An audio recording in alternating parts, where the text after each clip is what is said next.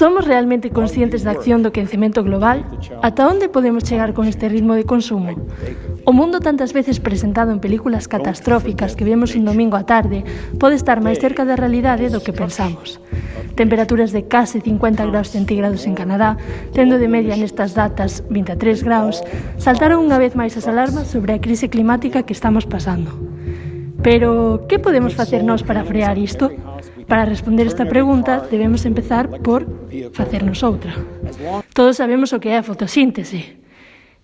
Non, iso non. Pero realmente nos imaginamos que humanos poden reproducila? Lembremos os vosos coñecementos.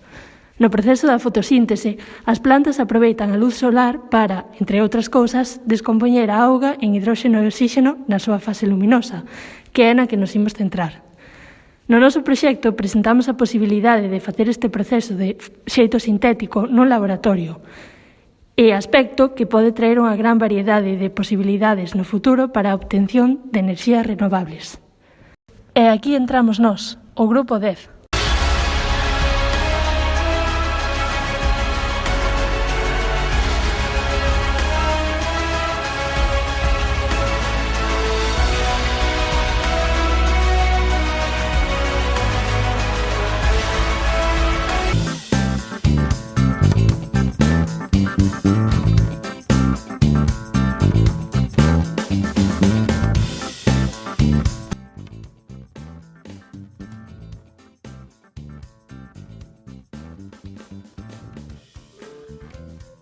Falar do experimento que estivemos a traballar esta semana co grupo de investigación. Este experimento basease nun proceso de fotólise e empregase tamén un catalizador. E o catalizador sirve para acelerar a reacción química. É que licuar.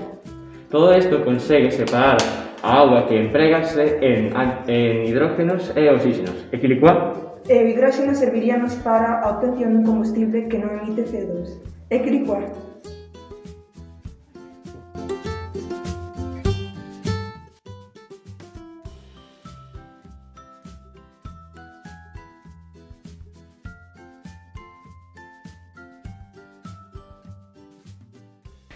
Nesta parte do proxecto traballamos cun coche pequeno que funciona con auga, xa que posúe un catalizador comercial que, coa axuda de enerxía manual, descompón as moléculas de auga en protóns de hidróxeno e moléculas de oxígeno, utilizando así o hidróxeno como combustible.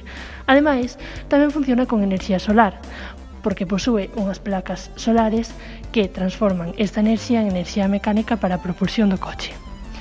Isto lémbranos a un modelo de coche comercial, o Toyota Mirai, que funciona con protóns de hidróxeno, pero que aínda está en desenvolvemento, aínda que se prevé que este tipo de automóviles terá un bo futuro, pero presentan diferentes dificultades.